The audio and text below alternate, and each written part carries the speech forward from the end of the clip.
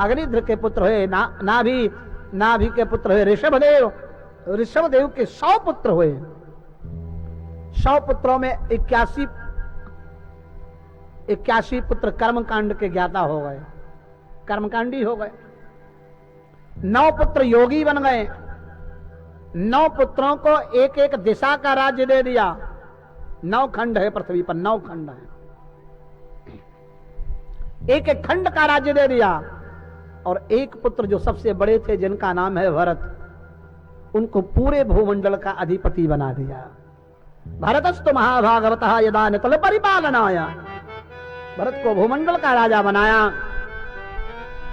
और ऋषभदेव महाराज जंगलों में चले गए, उन्मत्त पागलों की भांति दौड़ रहे हैं। ये जैन संप्रदाय में जो इनके 24वें गुरु हैं, ये हमारे ऋषभदेव भगवान हैं। ऋषभदेव हुए हैं नंगे महात्मा के रूप में। ऋषभदेव 24वें गुरु है जैन संप्रदाय में। तो ये भरत जी महाराज जब राजा बने, और भरत परम चक्रवर्ती राजा, बड़े विशुद्ध भगवान के भक्त, लेकिन अपना राज्य अपने पुत्रों को देने के बाद ये तपस्या करने आए। और तपस्या करने में इनको एक मृग से मोह हो गया। ये मृग से मोह हो गया इनको। तपस्या कर रहे थे, एक छोटा सा मृग बालक, जिसकी मां नदी में बह गई, उस मृग के बालक को निकाल लाए नदी से। भरत को दया आ गई, आश्रम में लाए। अब मृग के बालक की सेवा करते हैं।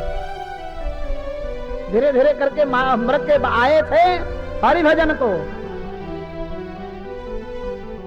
नदी से मृग के बालक को निकाल लाए, डूब रहा था। और यहाँ आश्रम में लाए, कुटिया में लाए, तो उसकी सेवा पालना करने लगे।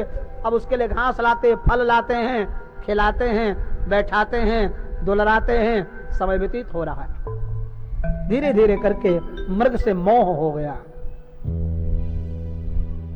व्याकरण में मोह शब्द जो है, मोह वैचित्य नाम की धातु है, इसलिए मोह शब्द बनता है। तो मोह वैचित्य धातु जो चित्त को उल्टा कर दे, उसका नाम है मोह। चित्त परमात्मा में लगाना चाहिए था, लेकिन मोह ने मृग में लगा दिया। अब मृग में मोह हो गया। एक दिन फल फूल लाने के लिए गए, और वो बालक अन्य मृगों के साथ मिलकर के भाग गया। ये जब फल लेकर के आए तो देखा मृग है नहीं। अब इधर उधर ढूंढने लगे कि तप छोड़ बनस्थली से हरी डूब के, रोने लगे। जिससे मोह हो जाता है फिर रोना बहुत आता है। मोह सकल व्याधिन कर मोला, कि तप छोड़ बनस्थली से हरी डूब के, कौर सदैव खिलाता रहा, मुख चूम के अंक लगाता रहा, कर पीठ पे नित्य फिराता रहा। विमलेश न क्लेश दिया कभी भी, सदा क्लेश में हाथ बटाता रहा। वह प्राणों से प्यारा दुलारा मेरा, मृग छौना आहा कहाँ जाता रहा। वो भाग गया। और जब मृग का बालक भाग गया तो बहुत रोए भरत जी महाराज। और इतना नहीं रोए, बिल्कुल पागल हो गए। मृग की वियोग की व्यथा में तप छूट गया, तपस्या छूट गई। अब रो रो कर निज दिवस गंवाता है। हर समय रोते रहते, हाय मृग हाय मृग। रो रो कर निज दिवस गंवाता है। वृक्षों के पास जाते हैं, मालती व माधवी लताओं से लिपट हाय।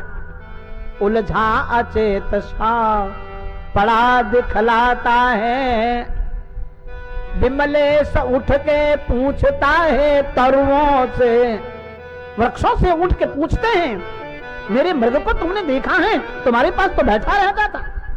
मृग कहाँ प्यारा, हाय दृष्टि नहीं आता है। हाय मृग कह रहे थे। इतने में समय बीता। काल की गति नहीं जानी जाती है। इतने में काल विकराल की चपेट हुई। मृग कहते शरीर छूट जाता है। हाय मृग कह रहे थे कि शरीर छूट गया। अंतमति शागति, अंतिम में मृत्यु के समय जैसी तुम्हारी बुद्धि होगी वैसा ही तुमको अगला जन्म मिलेगा। मृग का चिंतन करते करते समाप्त हुए तो अगला जन्म मृग का मिला। अगला जन्म मृग का मिला। अब मृग का जन्म तो मिल गया, लेकिन सोच रहे हैं नहीं, एक मृग के बालक से मैंने प्रेम किया था तो मृग बनना पड़ा। अब किसी से प्रेम नहीं करेंगे। अंतकाल मन ध्यान करता है जिसका ही, जीव का स्वरूप वही रूप बन जाता है।